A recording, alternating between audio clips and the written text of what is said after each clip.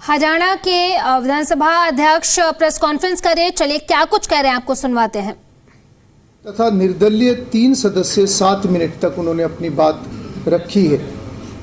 कुल मिलाकर सभी माननीय सदस्यगणों को शून्यकाल में बोलने का अवसर मिला है। इस सत्र में 16 विधेयक पारित हुए हैं और साथ ही ध्यान आकर्षण सूचना जो कॉलिंग अटेंशन है वो इंडियन नेशनल लोकदल के श्री अर्जुन चौटाला उनकी तरफ से जो प्राप्त हुई थी उसके ऊपर उसको एडमिट किया गया था, वो टेकअप हुई है। और उसके साथ साथ कांग्रेस पार्टी की तरफ से डॉक्टर रघबीर कादियान व अन्य 32 सदस्यों की तरफ से जो सूचना प्राप्त हुई थी, जो कि अपराध, नशा, बेरोजगारी, अशिक्षा, असमानता, दूषित पर्यावरण आदि का बढ़ना, साथ ही प्रदेश में भय, भ्रष्टाचार, हत्या, फिरौती, डकैती आदि तथा नागरिकों को जान माल की सुरक्षा ना मिलना आदि व पुलिस का असहाय होना, ऐसे विषय सभी शामिल थे। साथ ही उस अविश्वास प्रस्ताव में HKRN, बेरोजगारी, पेपर लीक, भर्तियों में देरी, खिलाड़ियों की मौत, वोट चोरी, खेतों में जल भराव, खाद की कमी, बीमा राशि का भुगतान व फसलों के भाव आदि, साथ ही प्रदेश का कर्ज, शिक्षा, स्वास्थ्य, यातायात व नागरिक सुविधाएं आदि, ये सभी विषय उसमें शामिल थे। क्योंकि विषय बहुत अधिक थे, इसलिए अविश्वास प्रस्ताव और वो नियमों के अंतर्गत वो आता था, इसलिए उसको स्वीकार किया गया, जिस पर 4 घंटे और 40 मिनट तक उसके ऊपर चर्चा हुई, जिसमें 17 माननीय सदस्यों ने भाग लिया। जिन सदस्यों ने भाग लिया उसमें कांग्रेस पार्टी के 8 सदस्य वो 87 मिनट बोले, भारतीय जनता पार्टी के 6 सदस्य 69 मिनट बोले, इंडियन नेशनल लोकदल के 2 सदस्य 15 मिनट बोले और माननीय मुख्यमंत्री ने उसमें 109 मिनट में अपना जवाब दिया। साथ ही सरकारी प्रस्ताव जो कि parliamentary affairs minister Shri Mahipal Dhanda उसको लेकर आए थे, जो कि गुरु तेग बहादुर जी की 350वीं शहीदी दिवस के उपलक्ष्य पर चर्चा को लेकर, उसके ऊपर भी चर्चा करवाई गई।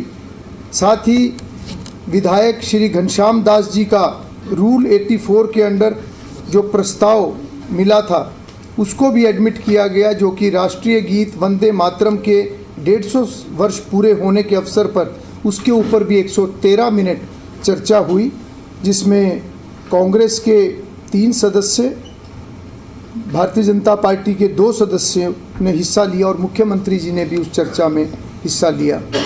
साथ ही भारतीय जनता पार्टी के सदस्य श्री राम कुमार कश्यप जी का एक प्रस्ताव आया था, जो कि चुनाव सुधार प्रक्रिया से उत्पन्न स्थिति से फैली भ्रांतियों को लेकर उनका जो प्रस्ताव आया था उसके ऊपर भी चर्चा हुई। लगभग 96 मिनट उस पर चर्चा हुई, जिसमें भारतीय जनता पार्टी तथा इंडियन नेशनल लोकदल के सदस्यों ने उसके अंदर हिस्सा लिया। कांग्रेस के कुछ सदस्यों ने भी उसमें अपनी बात रखते हुए उसमें वॉकआउट किया था, उसका विरोध किया था। परंतु साथ ही साथ मैं बताना चाहूँगा कि सत्र में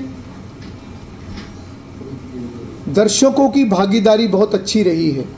लगभग 1058 विजिटर्स ने विधानसभा की कार्रवाई इन 4 बैठकों के अंदर देखी है।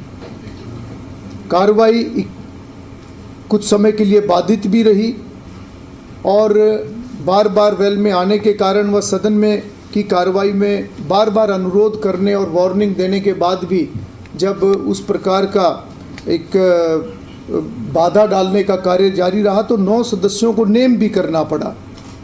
हालांकि नेता प्रतिपक्ष और माननीय मुख्यमंत्री के अनुरोध पर तुरंत उनको वापस भी बुला लिया गया था। इसी सत्र में कांग्रेस की सदस्य श्रीमती पूजा द्वारा अध्यादेश निरस्त करने हेतु लाया गया प्रस्ताव, उसको भी शामिल किया गया। और ऐसे ही कांग्रेस के सदस्य श्री आदित्य सुरजेवाला, उनकी तरफ से भी जो प्रस्ताव आया उसमें भी जो बिल अमेंडमेंट को लेकर चर्चा हुई। कुल मिलाकर बहुत अच्छी चर्चा, काफ़ी सदस्यों ने बहुत अच्छी चर्चा इस सत्र के अंदर की है। और विशेष रूप से मैं बताना चाहूँगा कि पिछले सत्र से इस सत्र के बीच में जो विधानसभा तथा विधानसभा अध्यक्ष द्वारा की गई जितनी भी मुख्य विधायी गतिविधियां, उसकी जानकारी भी पूरे सदन को दी गई है। साथ ही नेता प्रतिपक्ष के रूप में श्री भूपेंद्र सिंह हुड्डा जी की नियुक्ति उपरांत जो विधानसभा में मान्यता मिलने की सूचना, वो भी सदन में दी गई थी। और लगभग हर सदस्य को इस शीतकालीन सत्र में बोलने का अवसर मिला है और मुझे खुशी है कि बहुत से सदस्यों ने अच्छे वार्ता करके, अच्छी चर्चा करके एक अच्छा कंट्रीब्यूशन इसके अंदर दिया है। और अंत में शीतकालीन सत्र की समाप्ति राष्ट्रीय गीत और हरियाणा राज्य गीत के साथ की गई। आप इसके साथ ही अगर किसी प्रकार का कोई प्रश्न आप पूछना चाहें तो आप पूछ सकते हैं। ये कांग्रेस की तरफ से आरोप था कि हमारा कोई प्रस्ताव स्वीकार नहीं किया गया, काले गठबंधन मोशन, कार्य स्थगन प्रस्ताव, सिर्फ अविश्वास प्रस्ताव पर ही चर्चा हुई, तो ये ऐसा क्या हुआ? देखिए, जैसा मैंने आपको बताया कि इसमें विभिन्न प्रकार के प्रस्ताव या नोटिसेस जो भी आए हैं, लगभग हर प्रकार के नोटिसेस को इसमें टेकअप किया गया है।